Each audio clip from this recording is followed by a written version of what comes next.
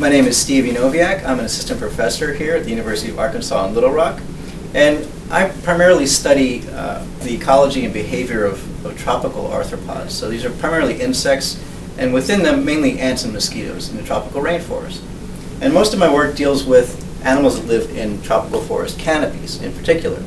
This means I go out into the forest and I climb trees along with my students, and I collect ants and mosquitoes and other insects, and I observe what they do up in the canopy. So this ant, Cephalotes atratus, nests up in the canopies, the crowns of trees in a tropical rainforest. Colleagues and I discovered that some of them have red gasters. Now the gaster is that last bulbous segment of an ant. And we thought initially, well, this must be some kind of different species of ant that's occurring down here in these same colonies with these other ants.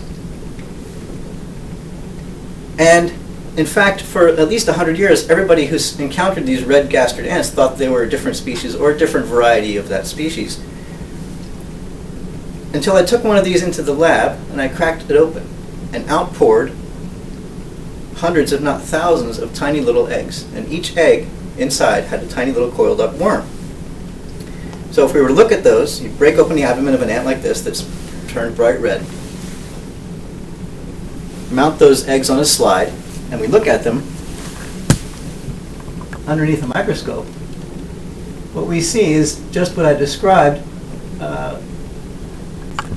thousands, well, let's say hundreds, if not thousands, of tiny eggs, each about 80 microns across, so they're very small, and each one has inside it a coiled up worm. And those are parasitic nematodes. So it turns out that this nematode infects these ants and causes their gaster to turn bright red. And our working hypothesis at this point is that that ant then takes on the appearance of a small fruit. It's like a small berry, which then becomes attractive to birds.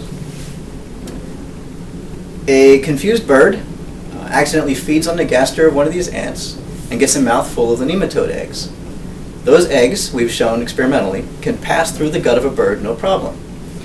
Bird flies to a different tree, it defecates there, and those feces of the bird contain hundreds, if not thousands, of these eggs of the nematode, which are then picked up by foraging ants. And they take those eggs into the colony and infect their young.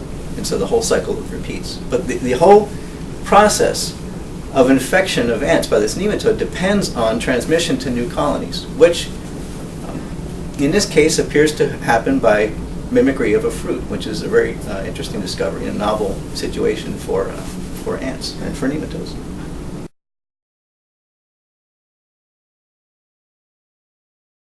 New things that we're working on now include understanding how lianas and vines, so these are things that plants that have tendrils hanging down from the forest canopy, making connections between trees and between trees and the ground as well.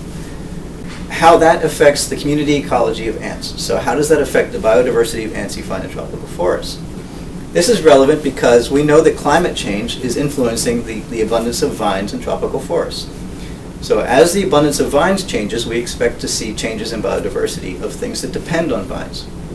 So the next steps of my research program are going to be looking at things like what kinds of vines are associated with what kinds of ants, how are ants using vines in forests, how does that facilitate their foraging behavior, their nesting behavior, these sorts of things. So my students and I are working on that project right now, and we'll continue to do that indefinitely.